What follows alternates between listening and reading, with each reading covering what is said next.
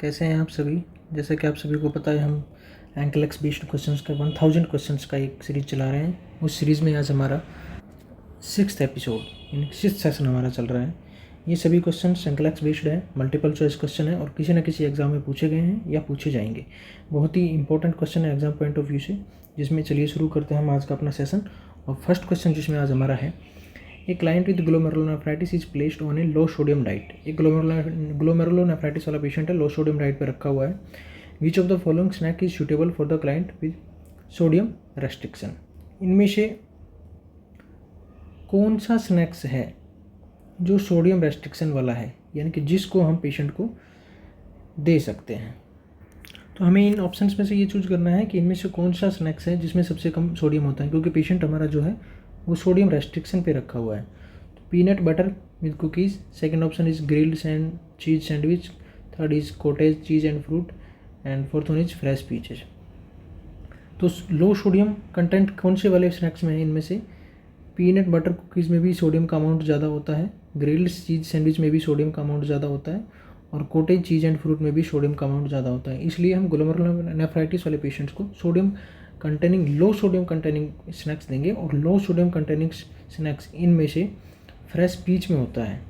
Fresh peach is an low sodium containing food, low sodium containing snacks. So D option will be the correct answer, because ये sodium का amount इसमें कम होता है। चलिए next question अभी हमारा है,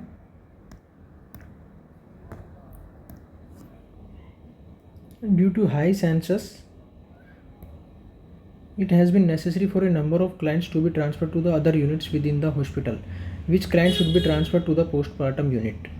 यानी कि हाई क्वेश्चन बता रहा है कि एक हॉस्पिटल में पेशेंट्स के ज़्यादा नंबर होने की वजह से कुछ पेशेंट्स को दूसरे यूनिट्स में ट्रांसफ़र करना पड़ेगा।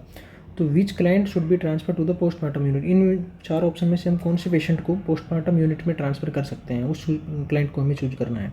पोस्टमार्टम यूनिट का मतलब होता है कि जहाँ डिलीवरी या सर्जरी होने, डिलीवरी और लेबर होने के बाद में जब पेशेंट को रखते हैं, पेशेंट आफ्टर डिलीवरी, यानी कि मदर को जहाँ पे डिलीवरी होने के बाद में केयर कर रहे हैं, वो पोस्टमार्टम यूनिट होता है। और पोस्टमार्टम यूनिट में कौन से पेशेंट को हम भेज सकते हैं? गैस्ट्रोएंटेराइटिस वाले पेशेंट को, सीवियर डिप्रेशन वाले पेशेंट को, या अल्सरेटिव कोलाइटिस वाले पेशेंट्स को, या हिस्टेक्टोमी वाले पेशेंट्स को। अल्सरेटिव कोलाइटिस एक मेडिसिन डिसऑर्डर है, तो इस पेशेंट को सर्जरी यूनिट वाले में या पोस्टमार्टम यूनिट में भेजने से कुछ इंपॉर्टेंस नहीं है, क्योंकि इसके लिए ना तो वहाँ पे अल्सरेटिव कोलाइटिस के लिए कोई स्पेशल केयर वहाँ पे प्रोवाइड की जा सकती है। गैस्ट्रोएंटेराइटिस और अल्सरेटिव कोलाइटिस, ये दोनों cases, gastroenteritis and ulcerative colitis, ये दोनों केसेस ही मेडिसिन यूनिट के अंडर में आते हैं। तो इनको मेडिसिन यूनिट में भेजना ज़रूरी होता है, ना कि पोस्टमार्टम यूनिट में। सीवियर डिप्रेशन वाले पेशेंट को हम साइकेट्रिक यूनिट में भेज सकते हैं, ना कि पोस्टमार्टम यूनिट में। तो हिस्टेक्टोमी वाला पेशेंट जिनके यूट्रस का रिमूवल किया गया है, ऐसे पेशेंट को हम पोस्टमार्टम यूनिट में भेज सकते हैं, क्योंकि पोस्टमार्टम यूनिट वाले जो क्लाइंट होते हैं या पोस्टमार्टम यूनिट में जो स्टाफ होते हैं या जो नर्स वहाँ की होती है, वो इस तरह की केयर यानी कि पोस्टमार्टम मदर केयर में एक्सपीरियंस होती है, और उनको हिस्टेक्टोमी में कितना अमाउंट ऑफ ब्लीडिंग होना चाहिए, ब्लीडिंग का अमाउंट जो है वो कम हो रहा है या ज़्यादा हो रहा है, उसके लिए भी वो नॉलेजेबल है। तो हिस्टेक्टोमी वाले पेशेंट को हम पोस्टमार्टम यूनिट में भेज सकते हैं, क्योंकि वहाँ का स्टाफ इस बारे में एक्सपीरियंसड है और वो पेशेंट का अच्छे से केयर कर पाएंगे कि कितना नॉर्मल अमाउंट ड्रेन हो रहा है, कितना ड्रेन है और कितना ब्लड का लॉस हो रहा है, ये सब वहाँ पे देखने को मिल सकता है। अच्छे से वहाँ के स्टाफ इस चीज़ को ऑब्जर्व कर पाएंगे। यहाँ पे एक क्वेश्चन आपको पता होना चाहिए कि हिस्टेक्टोमी वाले पेशेंट्स में या हिस्टेक्टोमी की सर्जरी में अप्रॉक्स 1.5 लीटर ब्लड लॉस होता है। 1.5 लीटर ब्लड का लॉस होता है। यहाँ पे B option is the correct answer, because hysterectomy वाले पेशेंट की केयर पोस्टमार्टम वाले यूनिट में दी जा सकती है। गैस्ट्रोएंटेराइटिस और अल्सरेटिव कोलाइटिस वाले दोनों पेशेंट्स की केयर हम मेडिकल यूनिट में दे सकते हैं या मेडिसिन यूनिट में दे सकते हैं, मेडिसिन वार्ड में दे सकते हैं। सीवियर डिप्रेशन वाले पेशेंट को अगर हमें ट्रांसफ़र करना है तो इसको हम साइकेट्रिक यूनिट में ट्रांसफ़र करेंगे, ना कि पोस्टमार्टम यूनिट में करेंगे, साइकेट्रिक यूनिट में कर देंगे। इसलिए C, A and D option will be wrong answer and B is the correct answer. Next question हमारा है, during the change of the shift the oncoming nurse notes a discrepancy in the number of percocet oxycodone listed and the number present in narcotics drawer. The nurse first action should be to, यानी कि एक shift change हो रहा है और जिस shift का assignment अभी शुरू होने वाला है वो नर्स अभी आई है और उसने नोटिस किया है कि परसोसेट, ये एक मेडिसिन है, ओपियोइड मेडिकेशन है जो सीवियर और मॉडरेट पेन रिलीफ के लिए हम देते हैं, ओपियोइड मेडिकेशन है। Listed and the number present उस, यानी कि जितना हमारे पास में नारकोटिक्स ड्रॉवर में होता है और जितना हम लिस्ट बना करके रखते हैं उनमें मैच नहीं हो रहा, डिस्क्रिपेंसी है, यानी कि एक कम मिल रहा है। तो the nurse first action should be to, तो नर्स का फर्स्ट एक्शन क्या होगा, क्योंकि ये इस तरह के मेडिकेशन का हम अच्छे से चार्टिंग और इन्वेंट्री करना होता है, इनका प्रॉपर रिकॉर्डिंग होता है, इसलिए ओपियोइड मेडिकेशन की चार्टिंग रिपोर्टिंग के लिए हमें उनके नंबर्स और इन्वेंट्री हर शिफ्ट में करना ज़रूरी होता है और जब हम उनका यूज़ कर रहे हैं तो उनको यूज़ को भी दिखाना होता है। तो अगर वो एक कम मिल रहा है, उसके चार्टिंग में डिस्क्रिपेंसी है, तो नर्स क्या करेगी, फर्स्ट स्टेप्स क्या होगा, notify the hospital pharmacist, notify the nursing supervisor, notify the board of nursing and notify the director of nursing. यहाँ पे नर्स का फर्स्ट एक्शन होगा notify to the nursing supervisor, क्योंकि नर्स जो है वो डायरेक्टली रेस्पॉन्सिबल है और अकाउंटेबल है टू द नर्सिंग सुपरवाइजर, वो अपनी नर्सिंग सुपरवाइजर को इस बारे में इन्फॉर्म करेगी। हॉस्पिटल फार्मासिस्ट, हॉस्पिटल की फार्मेसी से रिलेटेड अगर कुछ डिस्क्रिपेंसी हो रही है तो उस केस में इन्फॉर्म किया जाएगा। बोर्ड ऑफ नर्सिंग और डायरेक्टर ऑफ नर्सिंग, ये दोनों को नर्सिंग सुपरवाइज़र के थ्रू इन्फॉर्म किया जा सकता है, नर्सिंग सुपरवाइज़र इनको इन्फॉर्म नहीं, नर्सिंग सुपरवाइज़र के थ्रू इन्फॉर्म किया जा सकता है, या जो असाइंड नर्स है जो है वो इसको इन्फॉर्म करने के लिए रेस्पॉन्सिबल नहीं है। और बोर्ड ऑफ नर्सिंग और डायरेक्टर ऑफ नर्सिंग, ये अगर कोई वहाँ पे थेफ्ट हुआ है, यानी कि कोई चोरी हो गई है या वेस्टेज बहुत ज़्यादा हो गया है इस मेडिसिन का, इन केसेस में ये इन्फॉर्म किए जा सकते हैं। तो notify the nursing supervisor is the correct answer, because discrepancy जो है वो देखने को मिल सकती है। तो यहाँ पे B option is the correct answer, notifying to the nursing supervisor. चलिए नेक्स्ट क्वेश्चन अभी हमारा है, the nurse is assigning staff for the day, which assignment should be given to the nursing assistant, यानी कि नर्स स्टाफ असाइन कर रही है तो नर्सिंग असिस्टेंट को इनमें से कौन सा असाइनमेंट दिया जा सकता है। फर्स्ट ऑप्शन है taking the vital sign of the 5-month-old with bronchiolitis. Second option is taking the vital sign of the 10-year-old with the 2-day post-appendectomy. Third option is administering medication to the 2-year-old with periorbital cellulitis. Last option is the adjusting the traction of the 1-year-old with a fractured tibia. Nursing assistant का आपको पता होना चाहिए, nursing assistant registered nurse और licence practical nurse के नीचे आता है। तो नर्सिंग असिस्टेंट को हम वो काम दे सकते हैं जिसमें उसके एक्सपर्टाइज या ऐसे पेशेंट जिनको ज़्यादा केयर की ज़रूरत नहीं होती है।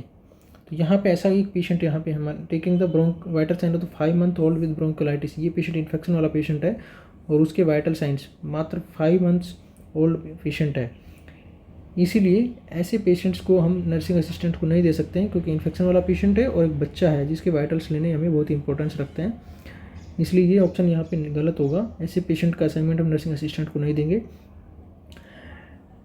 तीसरा ऑप्शन हमारे पास में है administrating medication to the 2-year-old with periorbital cellulitis. Periorbital cellulitis का मतलब हो गया पेरीऑर्बिटल एरिया में उसको सेलुलाइटिस इन्फेक्शन हो रखा है, तो ऐसे वाली, और 2-year-old eye is a vital structure, और administration medication to the periorbital area और पेरीऑर्बिटल सेलुलाइटिस एरिया मीन्स ये एक हाईली और एक्सपीरियंस स्टाफ का काम है, या मेडिसिन देने का काम वहाँ पे इस तरह के एरिया में वाइटल्स ऑर्गन्स में नर्सिंग स्टाफ का है, रजिस्टर्ड नर्स का है। नर्सिंग असिस्टेंट को हम ये वाला काम नहीं दे सकते, इसलिए उसको ये हम असाइनमेंट नहीं देंगे। Adjusting the traction of the 1-year-old with A fractured femur, fractured femur वाले पेशेंट में बहुत ज़्यादा पेन होता है, फ्रैक्चर्ड टीबिया वाले पेशेंट में बहुत ज़्यादा पेन होता है, और 1-year-old बेबी में ट्रैक्शन लगाना बहुत ही टफ टास्क होता है, इसलिए नर्सिंग असिस्टेंट को हम ये वाला काम भी नहीं देंगे।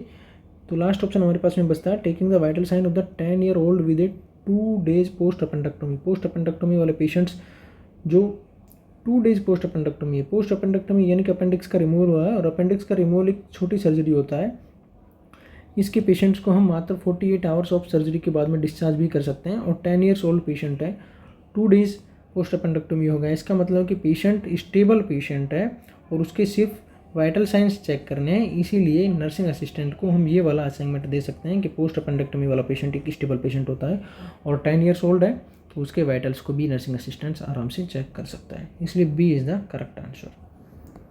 नेक्स्ट क्वेश्चन हमारा है,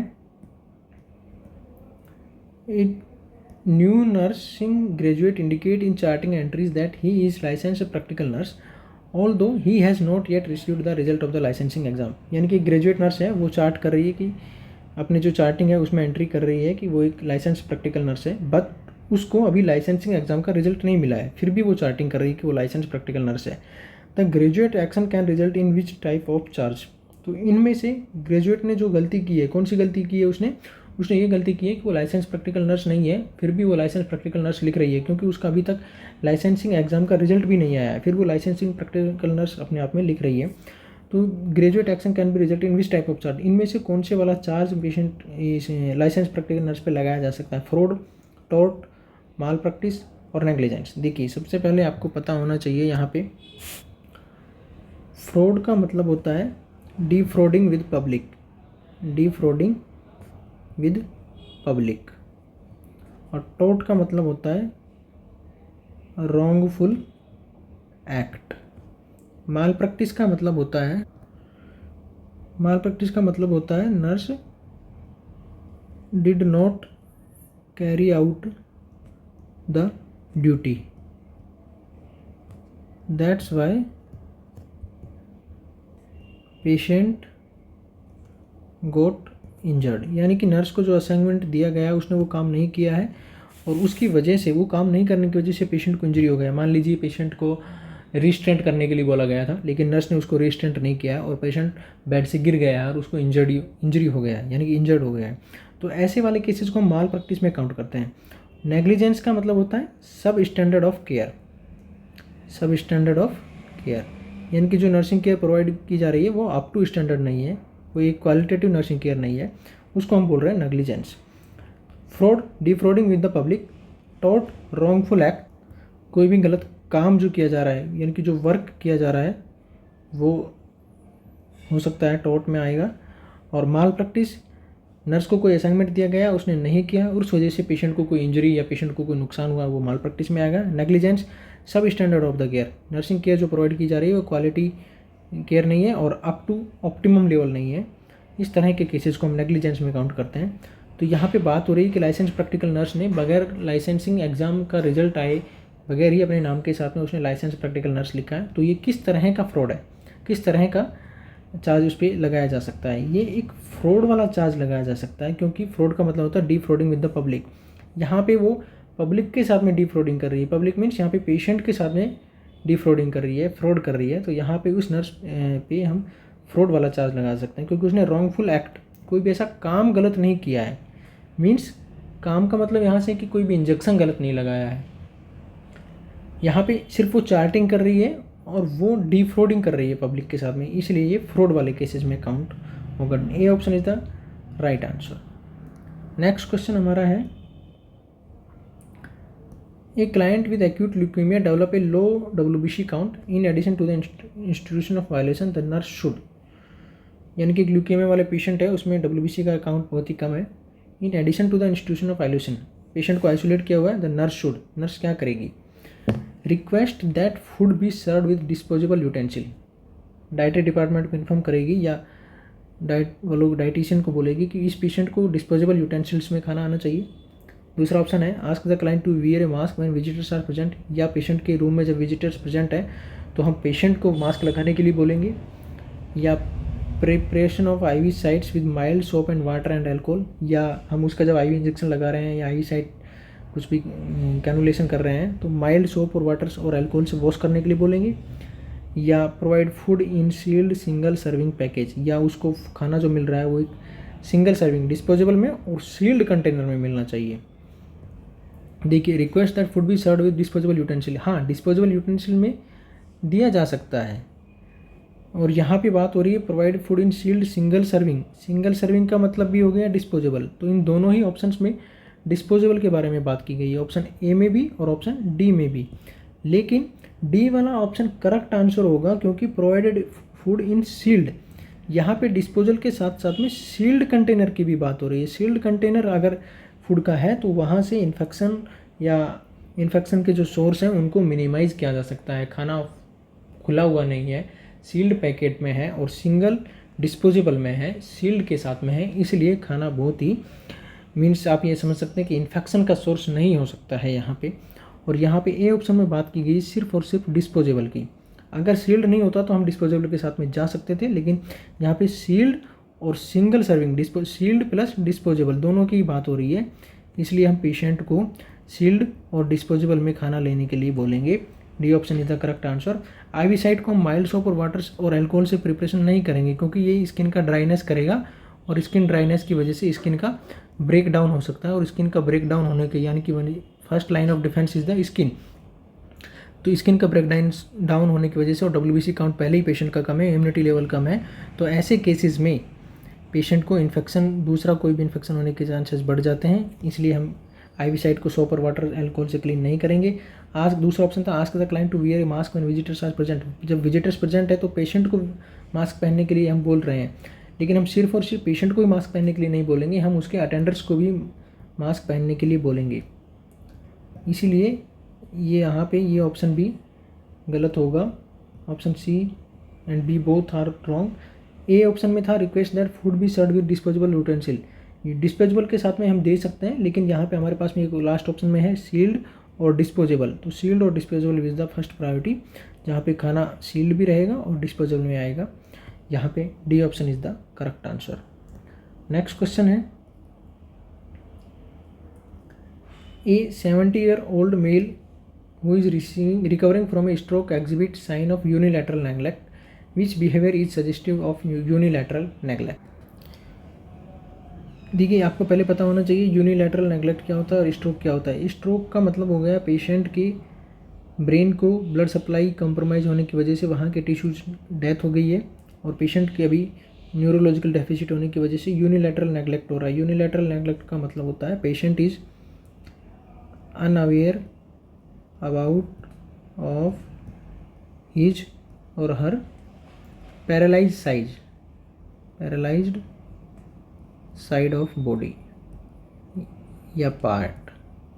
पेशेंट का जो बॉडी पार्ट या जो बॉडी वाला साइड पैरालाइज हो गया है, पेशेंट उसके बारे में अवेयर नहीं होता है, यानी कि उसका लगता है कि ये पार्ट उसका है नहीं, वो उस पार्ट को फील ही नहीं कर पा रहा है, तो उसको हम यूनिलैटरल नेगलेक्ट बोलते हैं। और यूनिलैटरल नेगलेक्ट कॉमनली ये आपसे पूछा जा सकता है राइट सेरेब्रल। यूनिलैटरल नेगलेक्ट जो होता है वो कॉमनली और लेफ्ट,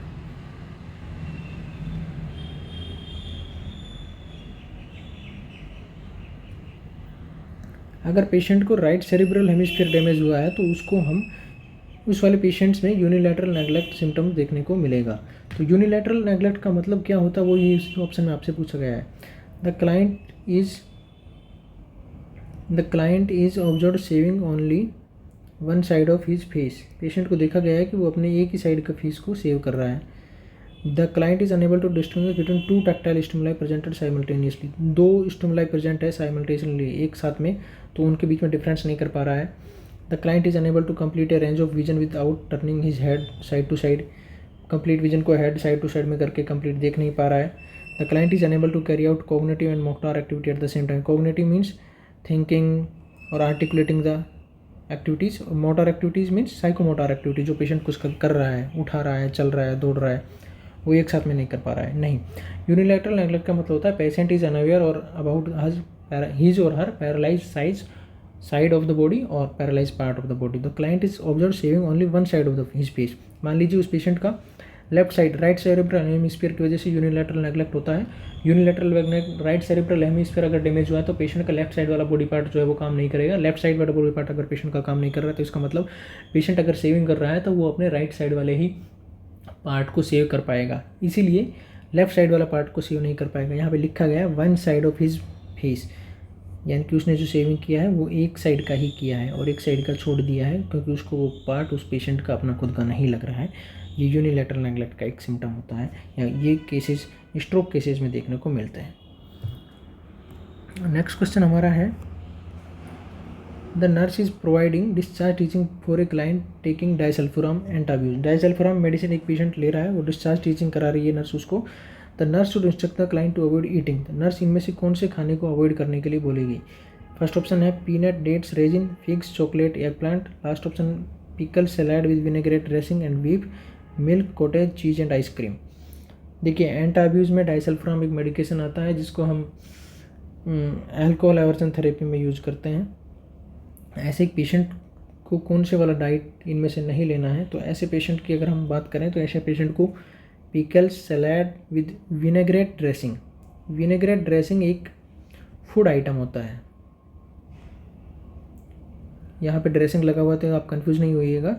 विनेग्रेट ड्रेसिंग एक फूड आइटम होता है जिसमें एथेनॉल होता है, एथेनॉल इज ए एल्कोहल। तो जब डाइसल्फोराम पेशेंट को चल रहा है तो हम उसको एल्कोहल लेने के लिए मना करते हैं, इसलिए विनेग्रेट ड्रेसिंग ये खाने का चीज़ होती है, इसमें एथेनॉल होता है या अल्कोहल होता है, तो डाइसल्फोराम पेशेंट को हम अल्कोहल लेने के लिए अवॉइड करते हैं, इसलिए हम सी ऑप्शन के साथ में जाएंगे, क्योंकि C option is the correct answer. क्योंकि अगर पेशेंट अल्कोहल ले रहा है या एथेनॉल ले रहा है या विनेग्रेट ड्रेसिंग वाला फूड आइटम ले रहा है तो उसको डाइसल्फोराम का जो डिजायर्ड इफेक्ट है वो नहीं हो पाएगा।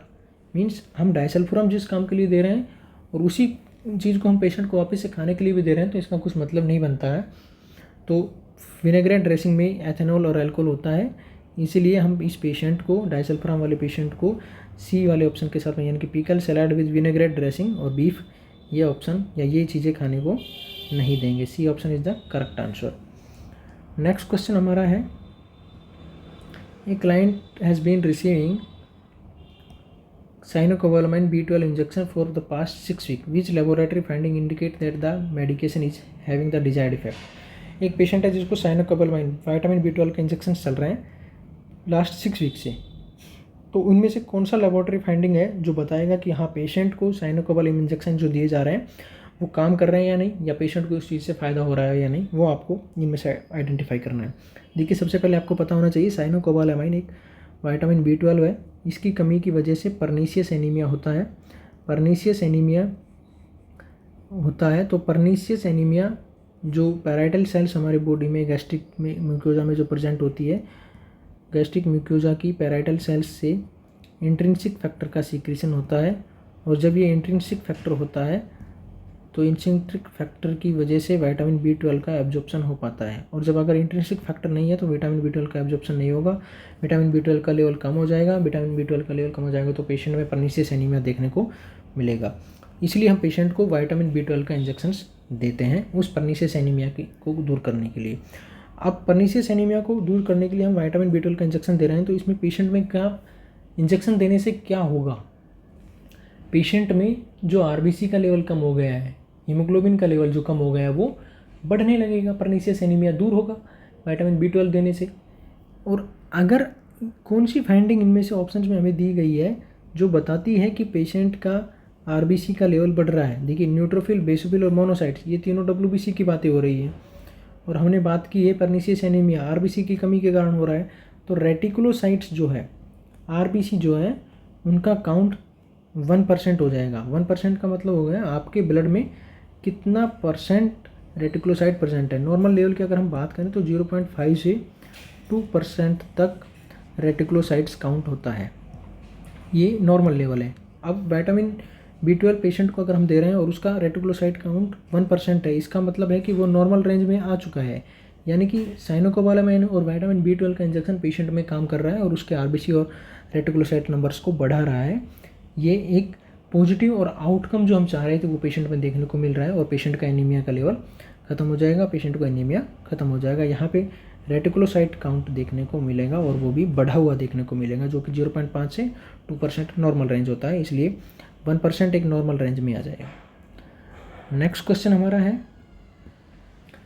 The nurse has just received A change of shift report, which client should the nurse assess first, यानी कि ड्यूटी चेंज हो रही है, शिफ्ट चेंज हो रही है, तो which client should the nurse assess first, जो अभी नर्स आई है वो इनमें से फर्स्ट कौन से पेशेंट को देखेगी, पहले कौन से पेशेंट को देखेगी। एक client with 2 hours post lobectomy with 150 CCS drainage, एक पेशेंट जिसका अभी 2 घंटे पहले पोस्ट लोबेक्टोमी, लोब्स का रिमूवल हुआ है, लंग्स की लोब का रिमूवल हुआ है 2 घंटे पहले, उस पेशेंट को देखेगी जिसको 150 CC ड्रेनेज हो रहा है। दूसरा ऑप्शन है, एक client 2 days post gastrectomy with scan drainage, एक पेशेंट जिसका गैस्ट्रेक्टोमी का सर्जरी हुआ है 2 दिन पहले और अभी थोड़ा सा ड्रेनेज उसको हो रहा है। तीसरा ऑप्शन है, client with pneumonia with N oral temperature of 102 degree Fahrenheit, या न्यूमोनिया वाला पेशेंट है जिसको भी 102 डिग्री टेम्परेचर है। और एक क्लाइंट विद फ्रैक्चर्ड हिप इन बक स्ट्रैक्शन, या ये सब पेशेंट जो फ्रैक्चर्ड हिप जिसको हो रखा है और बक स्ट्रैक्शन उसको लगा हुआ है। तो कौन से पेशेंट को नर्स फर्स्ट प्रायोरिटी देगी? यहाँ पे देखिए फ्रैक्चर्ड वाला पेशेंट है और उसको ट्रैक्शन लगा हुआ है। फ्रैक्चर वाले पेशेंट पे हमारा ये मेन इंपॉर्टेंस क्या रहता है? मेन इंपॉर्टेंस रहता है कि पेशेंट को हम इमोबिलाइज कर दें। तो बक ट्रैक्शन की वजह से पेशेंट इमोबिलाइज हो गया है और फ्रैक्चर्ड हिप है, तो ये यहाँ पे रेस्पिरेटरी पेशेंट का कोई प्रॉब्लम नहीं हो सकता है, रेस्पिरेशन का यहाँ पे कोई प्रॉब्लम नहीं है, इसलिए ये पेशेंट हमारा फर्स्ट प्रायोरिटी नहीं हो सकता है, इसको नर्स पहले नहीं देखेगी।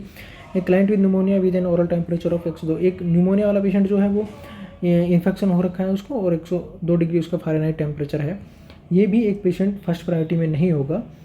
एक client with 2 day post gastrectomy, 2 दिन बाद का पोस्ट गैस्ट्रेक्टोमी है, 2 दिन पहले हो गया था सर्जरी, अभी थोड़ा सा ड्रेनेज है, ये भी एक नॉर्मल और स्टेबल पेशेंट हो गया है। तो इन तीनों पेशेंट्स को नर्स फर्स्ट प्रायोरिटी नहीं देगी। नर्स फर्स्ट प्रायोरिटी देगी जो पेशेंट अभी सर्जिकल यूनिट से आया है, जिसका अभी सर्जरी होकर आया है। कौन सा पेशेंट आया है? एक client with 2 hours post lobectomy, lobectomy का सर्जरी अभी जस्ट 2 घंटे पहले हुआ है और पेशेंट को 150 cc ड्रेनेज हो रहा है। तो ये हमारा फर्स्ट प्रायोरिटी होगा, क्योंकि पेशेंट अभी सर्जरी से आया है तो उसके वाइटल्स को मॉनिटर करना, पेशेंट के हेल्थ स्टेटस को कम्प्लीटली और बीच बीच में चेक करना और प्रायोरिटी देना, ये हमारा यहाँ पे फर्स्ट एक्शन होगा। तो नर्स फर्स्ट सबसे पहले जो पेशेंट देखेगी वो client with 2 hours post lobectomy और 150 cc ड्रेनेज जिस पेशेंट को हो रहा है उसको देखेगी। ए option is the correct answer. Next question हमारा है, several clients are admitted to the emergency room following a 3-car vehicle accident. Which client can be assigned to share a room in the emergency department during the disaster?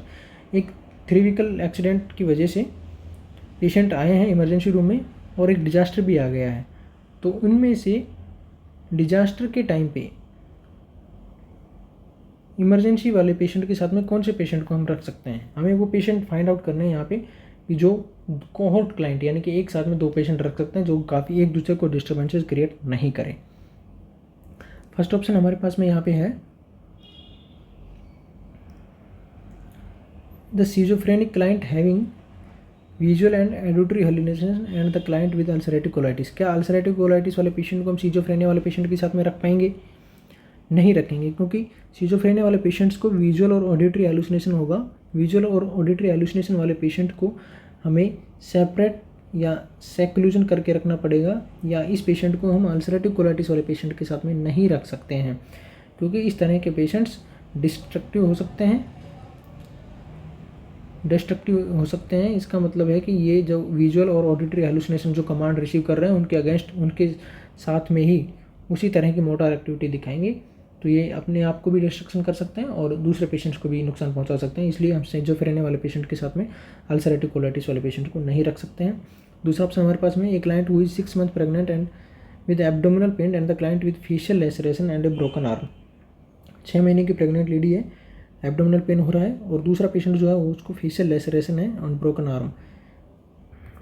तो तीसरा option यहाँ पे है, a child whose pupils are fixed and dilated and his parents and the client with a frontal head injury. Frontal head injury वाला patient है, उसके pupils fixed और dilate हो चुके हैं, यानी कि ब्रेन्स में इंजरी हुई है, ब्रेन में इंजरी हुई है। पेशेंट को हम टर्मिनल इलनेस है, पेशेंट अपने पेरेंट्स के साथ में है, फ्रंटल हेड इंजरी भी हुआ है, पुपिल्स डायलेटेड और फिक्स हो चुके हैं, तो ऐसे पेशेंट को हम टर्मिनल केयर में रखेंगे, यानी कि टर्मिनल इलनेस वाले पेशेंट के साथ में रख सकते हैं। इस पेशेंट को हम फर्स्ट प्रायोरिटी या इमरजेंसी वाले टर्मिनल इलनेस वाले पेशेंट को हम फ्रंटल हेड इंजरी वाले पेशेंट के साथ में नहीं रखते, इसलिए ये ऑप्शन भी गलत होगा। लास्ट ऑप्शन हमारे पास में है, the client who arrived with a large puncture wound to the abdomen and the client with chest pain वाला पेशेंट है, इसमें कार्डियक प्रॉब्लम्स हो सकते हैं और कार्डियक प्रॉब्लम वाले पेशेंट को हम कार्डियक यूनिट में रखेंगे, ना कि ऐसे पेशेंट के साथ में जिसके puncture wound of the abdomen हो चुका है, वुंड पंक्चर है एब्डोमेन वॉल में या एब्डोमेन वाले एरिया में, और ऐसे पेशेंट जिसके साथ में चेस्ट पेन हो रहा है, चेस्ट पेन वाले पेशेंट को हम कार्डियक प्रॉब्लम हो सकती है और कार्डियक यूनिट में रखेंगे, तो ये ऑप्शन भी यहाँ पे गलत होगा। यहाँ पे B option is the correct answer. एक फीमेल जिसको 6 month प्रेग्नेंट है उसको हम उस पेशेंट के साथ में रख सकते हैं जिसका ब्रोकन आर्म है, फेशियल लेसरेशन है। ये पेशेंट दूसरे पेशेंट को भी डिस्टर्ब इतना नहीं करेगा और ब्रोकन आर्म को हम स्प्लिंटेज कर सकते हैं, तो पेशेंट को कोई ज़्यादा प्रॉब्लम्स यहाँ पे नहीं देखने को मिलेगी। यहाँ पे B option is the correct answer. चलिए नेक्स्ट क्वेश्चन हमारा है, the home health nurse is planning for the day's visit which client should be seen first. The home health nurse जो होती है वो मॉर्निंग में विजिट करने का प्लान कर रही है, तो सबसे पहले कौन से पेशेंट को वो देखेगी? A 78-year-old who has gastrectomy 3 weeks ago with a PEG tube. PEG tube का मतलब होता है percutaneous endoscopic gastrostomy, percutaneous endoscopic gastrostomy. PEG tube, ये पीईजी ट्यूब जो है स्टमक वॉल में ओपनिंग करके फीडिंग कराई जाती है पेशेंट को। तो ऐसा पेशेंट जिसको गैस्ट्रेक्टोमी का सर्जरी हुआ है और अभी उसको पीईजी ट्यूब लगा हुआ है, उसको नेक्स्ट मॉर्निंग में विजिट फर्स्ट करेगी। या दूसरा ऑप्शन हमारे पास में है the 5 month old discharge 1 week ago with pneumonia who is being treated with amoxicillin liquid suspension, यानी कि 5 महीने का 1 वीक पहले डिस्चार्ज हो चुका है अभी और एमोक्सिसिलिन लिक्विड सस्पेंशन एंटीबायोटिक उसको चल रहा है, उसको फर्स्ट विजिट करेगी। तीसरा ऑप्शन है the 50 year old with A methicillin resistant Streptococcus Orius, ये एक बैक्टीरिया है, being treated with vancomycin YAPICC line peripheral inserted central catheter line. Vancomycin का इन्फ्यूजन पेशेंट को हो रहा है PICC के लाइन के थ्रू और MRSA का इन्फेक्शन उसको पहले था। और अगला ऑप्शन हमारे पास में है a 30 year old with an exacerbation of multiple sclerosis being treated with cortisone YA centrally placed venous catheter. देखिए पीईजी ट्यूब वाला पेशेंट 3 वीक पहले सर्जरी हुआ था और फीडिंग ट्यूब उसको लगा हुआ है। ये फर्स्ट कोई पेशेंट हमारा प्रायोरिटी नहीं है क्योंकि पेशेंट स्टेबल है। यहाँ पे 3 वीक पहले सर्जरी हुआ था, अभी पेशेंट स्टेबल हो चुका है। दूसरा ऑप्शन है पेशेंट डिस्चार्ज हो चुका है, 5 मंथ का है, 1 वीक पहले उसको निमोनिया था और अभी एमोक्सिसिलिन उसको एंटीबायोटिक्स चल रहा है, तो ये पेशेंट भी स्टेबल है क्योंकि पोस्ट ऑप में भी डिस्चार्ज होने के बाद पेशेंट को एंटीबायोटिक्स कंटिन्यू रहते हैं, तो ये भी पेशेंट स्टेबल है। 50 year ओल्ड पेशेंट हमारे पास में being treated with vancomycin YAPICC line, vancomycin का मेडिसिन चल रहा है, पेशेंट को PICC लाइन लगा हुआ है, तो इसमें कोई फर्स्ट प्रायोरिटी नहीं बनता है क्योंकि पेशेंट यहाँ पे स्टेबल है, पेशेंट को मेडिसिन तो चलना ही है। लास्ट ऑप्शन हमारे पास में है एक्सकार्बेशन। एक्सकार्बेशन का मतलब होता है वर्जनिंग, यानी कि सिम्टम्स का और सीवियर हो जाना, versioning severity of the symptoms. तो मल्टीपल स्क्लेरोसिस एक न्यूरोमस्कुलर डिसऑर्डर है, न्यूरोलॉजिकल डिसऑर्डर है जिसमें सिम्टम्स और भी बढ़ रहे हैं और पेशेंट को कोर्टिसोन चल रहा है via a centrally placed venous catheter. Venous catheter लगा हुआ है सेंट्रल में, सेंट्रल लाइन लगी हुई है, उसके थ्रू पेशेंट को कोर्टिसोन चल रहा है, पेशेंट को सिम्टम्स और भी बढ़ रहे हैं। तो मल्टीपल स्क्लेरोसिस वाले पेशेंट्स में जो सिम्टम्स देखने को मिलते हैं उनकी अगर हम बात करें तो उसमें डिप्लोपिया, ब्लर्ड विजन ये देखने को मिलते हैं और उसके बावल और ब्लैडर फंक्शन ये भी अल्टर्ड हो जाते हैं और उसकी जो साइकोलॉजिकल एबिलिटी जो है, यानी कि जो कॉग्निटिव फंक्शंस जो हैं, कॉग्निटिव फंक्शंस में आता है थिंकिंग, रीजनिंग, इंटेलिजेंस, ये सब इम्पेयर्ड हो जाते हैं और उसके सिम्टम्स और भी एग्जैजरेशन मतलब वर्जनिंग, उसके सिम्टम्स और भी सीवियर हो रहे हैं। और जो सीवियर सिम्टम्स हो रहे हैं और पेशेंट को कोर्टिसोन चल रहा है, सेंट्रल लाइन लगी हुई है, तो अगर सिम्टम्स किसी भी डिजीज़ के सीवियर हो रहे हैं तो हम उस पेशेंट को फर्स्ट प्रायोरिटी देंगे। और यहाँ पे जो सिम्टम्स है वो नॉर्मल सिम्टम्स नहीं है, डिप्लोपिया, ब्लड विजन और पावल और ब्लडर फंक्शन भी और डिस्फंक्शन भी हो रहा है और थिंकिंग, इंटेलिजेंस और रीजनिंग ये सब कैपेसिटी भी पेशेंट्स की अल्टर्ड हो रही है। इसलिए हम इस पेशेंट्स को फर्स्ट प्रायोरिटी देंगे क्योंकि अगर पेशेंट को ब्लड विजन है, कॉग्निटिव थिंकिंग अगर सही नहीं है, फंक्शनल नहीं है, तो पेशेंट कुछ और करना चाह रहा है तो और कर देगा। पेशेंट आर्टिकुलेट नहीं कर पाएगा, अपने आप से भी बातें करने लग सकता है और जो इंटेलिजेंस पावर उसका है वो कम हो गया है, सिम्टम्स की सीवियरिटी बढ़ गई है। इसलिए D option is the correct answer. हम इस पेशेंट को फर्स्ट प्रायोरिटी देंगे जिसको मल्टीपल स्क्लेरोसिस का सिम्टम्स है और एक्सकार्बेशन उसको हो रहा है। नेक्स्ट क्वेश्चन हमारा है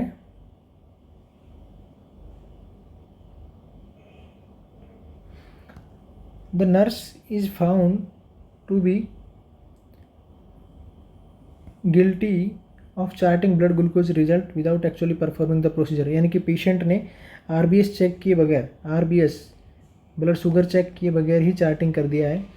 after talking to the nurse the charge nurse should, यानी कि नर्स से बात करने के बाद में इंचार्ज नर्स जो है वो क्या करेगी, call the board of nursing को बुलाएगी, फाइल ए फॉर्मल रिप्राइमेंड या टर्मिनेट द नर्स को टर्मिनेट कर देगी, charge the nurse with tort हमने अभी थोड़ी देर पहले बताया था, tort is a wrongful of act, गलत काम कर देना। एक्ट मतलब कोई भी काम कर देना, गलत तो कुछ भी हो सकता है, फ्रॉड में भी हो सकता है, असॉल्ट और बैटरी ये सब गलत है, लेकिन रॉन्गफुल एक्ट को हम टोर्ट बोलते हैं। यहाँ पे ऑप्शन हमारे पास में आएगा फाइल ए फॉर्मल रिप्राइमेंट। रिप्राइमेंट का मीन्स होता है ऑफिशियल लेटर भी हम इसको बोल सकते हैं या एक्सप्लेनेशन बोल सकते हैं, ऑफिशियल लेटर और एक्सप्लेनेशन, या रिप्राइमेंट को हम बोल सकते हैं कि tell somebody, to tell somebody officially that he or she has done something wrong। तो यहाँ पे जो इंचार्ज नर्स जो है वो फाइल ए फॉर्मल रिप्राइमेंट्स मतलब होता है tell somebody officially that he or she has done something wrong, यानी कि इंचार्ज नर्स जो है वो एक ऑफिशियल लेटर जनरेट करेगी। तो यहाँ पे B option is the correct answer. Call the board of nursing को बुलाने का यहाँ पे कोई जरूरत नहीं है, टर्मिनेट नहीं कर सकते हैं। चार्ज द नर्स विद टोट को यहाँ पे नहीं होगा, इसलिए नेक्स्ट क्वेश्चन अभी हमारा यहाँ पे होगा। नेक्स्ट क्वेश्चन हमारा है which nurse should be assign to care for the postpartal client with preeclampsia, यानी कि पोस्ट पार्टम क्लाइंट है, पेशेंट का डिलीवरी हो चुका है और पहले उसको प्री एक्लेम्सिया था या प्री एक्लेम्सिया पेशेंट को है, तो उनमें से कौन सी नर्स को ये असाइनमेंट मिलेगा उस पेशेंट का केयर करने का। ऐसा नर्स या ऐसी नर्स जिसको 2 week of experience in postmortem, जिसको पोस्टमार्टम यूनिट में काम करते हुए 2 वीक्स का एक्सपीरियंस है, या ऐसी नर्स, दूसरा ऑप्शन है 3 year of experience in labour and delivery, जिसको लेबर और डिलीवरी में 3 साल का एक्सपीरियंस है। तीसरा ऑप्शन है the nurse with 10 year of experience in surgery, यानी कि ऐसा नर्स जिसको 10 साल का सर्जरी का एक्सपीरियंस है।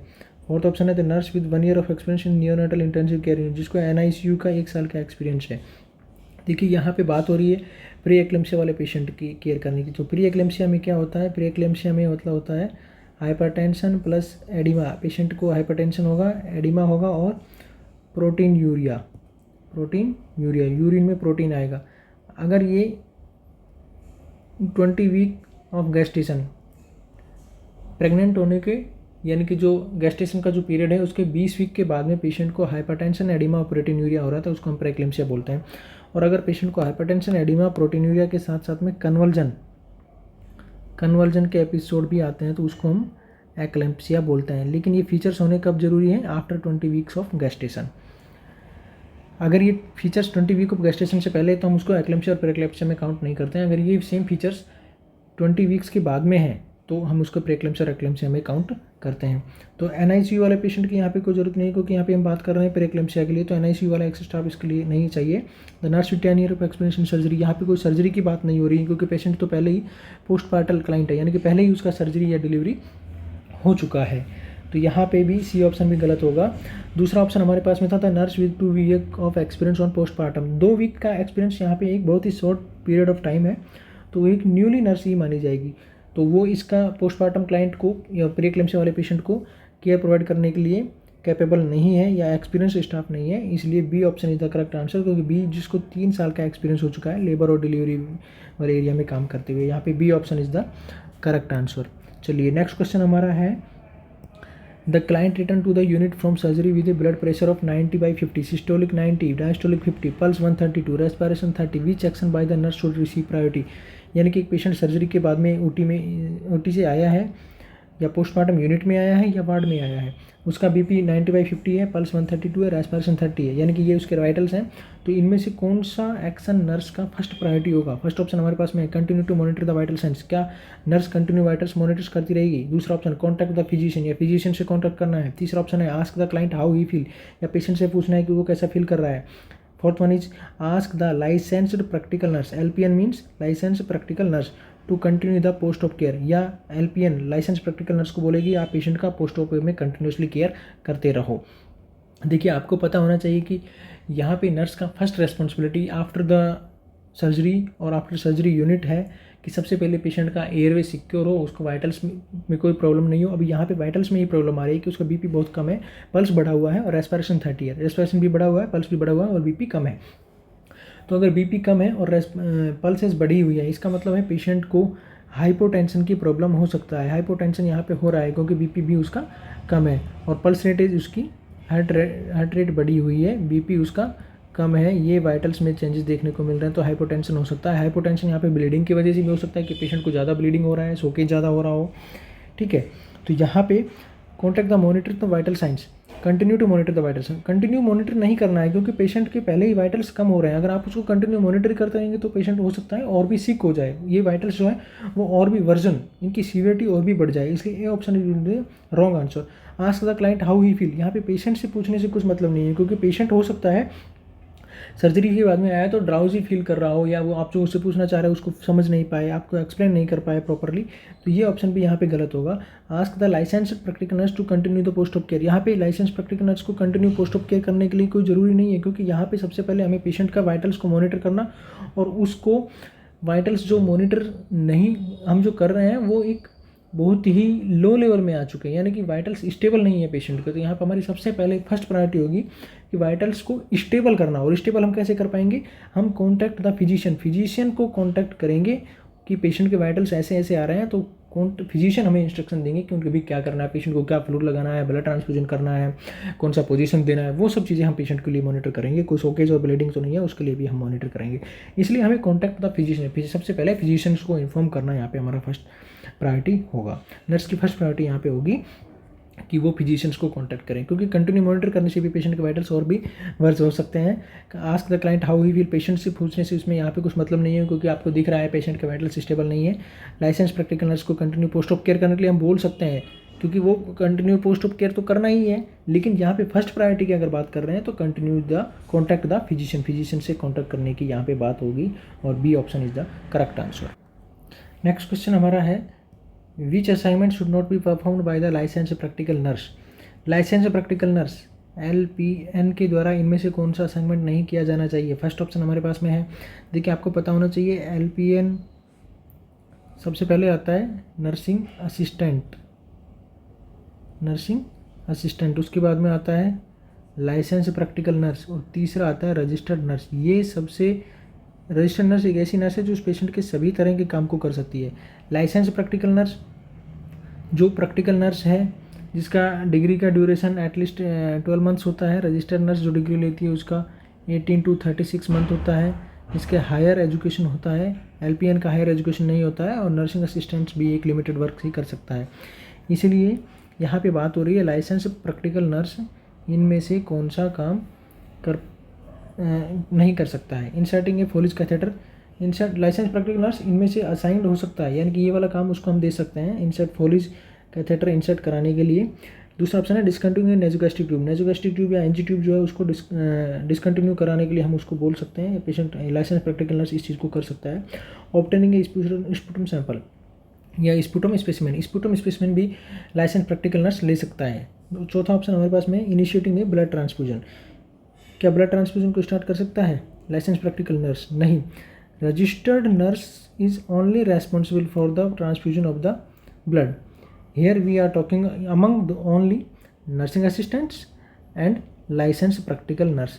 नर्सिंग असिस्टेंट और लाइसेंस प्रैक्टिकल नर्स और रजिस्टर्ड नर्स के तीनों की अगर बात करें तो हम ब्लड ट्रांसफ्यूजन इनिशिएट करने के लिए रजिस्टर्ड नर्स ही रेस्पॉन्सिबल है, ना कि लाइसेंस प्रैक्टिकल नर्स और नर्सिंग असिस्टेंट। तो लाइसेंस प्रैक्टिकल नर्स जो है उसको हम बोल सकते हैं कि वो फोलिज कैथेटर को इंसर्ट कर सकती है, नेजोगैस्ट्रिक ट्यूब को डिसकंटिन्यू भी कर सकती है, और स्पुटम सैंपल भी ले सकती है, लेकिन वो ब्लड ट्रांसफ्यूजन स्टार्ट नहीं कर सकती है, क्योंकि ब्लड ट्रांसफ्यूजन स्टार्ट करने के लिए रजिस्टर्ड नर्स चाहिए। और रजिस्टर्ड नर्स जो है वो 2 हेल्थ केयर प्रोवाइडर के साथ मिल करके पेशेंट के ब्लड बैग को, उसके आइडेंटिफिकेशन को, पेशेंट को, ब्लड ग्रुप को, एक्सपायरी डेट को, इन सारी चीज़ों को ब्लड बैग में चेक करके क्रॉस वेरीफाई करने के बाद में ही हम पेशेंट को ब्लड ट्रांसफ्यूजन स्टार्ट करते हैं। इसलिए एक हायर रेस्पॉन्सिबिलिटी वाला काम है, इसलिए ये रजिस्टर्ड नर्स के द्वारा ही किया जाना चाहिए। और क्वेश्चन में बात हो रही है which of the action should not be performed by the license practical nurse. License practical के नर्स के द्वारा इनमें से कौन सा काम नहीं होना चाहिए? इनिशिएटिंग ए ब्लड ट्रांसफ्यूजन उसके द्वारा स्टार्ट नहीं होना चाहिए, इसलिए D option is the correct answer. And A, B and C ये तीनों कर सकती है, इसलिए ये तीनों को हम चूज नहीं करेंगे, D option is the correct answer. चलिए नेक्स्ट क्वेश्चन हमारा है the nurse witnessed the nursing assistant hitting the client in the long term care facility. The nursing assistant can be charged with, एक nursing assistant है वो patient को hit कर रहा है लॉन्ग टर्म केयर फैसिलिटी, यानी कि हॉस्पिटल सर्विसेज में नर्सिंग असिस्टेंट पेशेंट को हिट कर रहा है। The nursing assistant can be charge with, nursing assistant पे इनमें से कौन सा चार्ज लगाया जा सकता है? नेग्लिजेंस, टॉर्ट, असॉल्ट और माल प्रैक्टिस। हमने अभी पहले इस नेग्लिजेंस और ये इन चीज़ों के बारे में 2-3 क्वेश्चन आज आ चुके हैं। नेग्लिजेंस की अगर हम बात कर रहे हैं तो नेग्लिजेंस का मतलब होता है सब स्टैंडर्ड ऑफ केयर, यानी कि जो नर्सिंग केयर प्रोवाइड की जा रही है वो ऑप्टिमम लेवल की नहीं है, ऑप्टिमम लेवल उसका नहीं है, एडिक्वेट क्वालिटेटिव केयर नहीं है। टोर्ट की बात करें तो हम टोर्ट होता है wrongful act, wrongful act. Assault का मतलब होता है हिटिंग समवन। तो यहाँ पे बात हो रही है किस चीज़ की, कि यहाँ पे कोई हिट कर रहा है पेशेंट को। कौन कर रहा है? Nursing assistant hitting the client, patient को। तो हिटिंग समवन है, इसका मतलब असोल्ट यहाँ पे ऑप्शन होगा।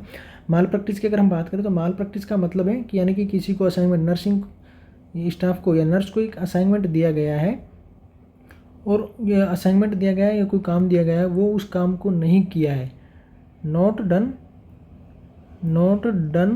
हर असाइनमेंट, या उसने अपना असाइनमेंट नहीं किया है, या जो केयर देनी थी वो नहीं दी है, उसकी वजह से पेशेंट को नुकसान हो गया है, पेशेंट गोट इंजर्ड। यानी कि कोई असाइनमेंट था या कोई ड्यूटी नर्स को दी गई थी, उसने उस असाइनमेंट को या उस ड्यूटी को नहीं किया है, उसकी वजह से पेशेंट को कोई इंजरी हो गई है, पेशेंट को कोई नुकसान हुआ है, तो उसको हम माल प्रैक्टिस में काउंट करते हैं। इसलिए यहाँ पे हिटिंग की बात हो रही है, तो hitting the client will be the, C option will be the answer, because hitting जो है उसको हम असोल्ट में काउंट करते हैं। टोर्ट दो तरह के हो सकते हैं, इंटेंशनल जानबूझकर किए जाने वाले, और नॉन इंटेंशनल जो जानबूझकर नहीं किए गए हैं। तो इस तरह से यहाँ पे सी ऑप्शन जो है वो उसका करेक्ट आंसर होगा। तो फ्रेंड्स, आज हमारा सेशन यहीं पे ख़त्म होता है। हम इस तरह के डेली क्वेश्चंस आपके डेली बेसिस पे लेकर के आ रहे हैं। ये हमारे एंक्लेक्स सीरीज़ एक चल रही है, उसमें आज 6th सेशन था। तो आप हमें अपने वैल्यूएबल फीडबैक के साथ में बताते रहिए हमारा सेशन कैसा चल रहा है, आपको कैसा लग रहा है। आपके कोई डाउट है तो हमसे आप पूछ सकते हैं, और हमारे साथ इसी तरह से बने रहिए। Thank you.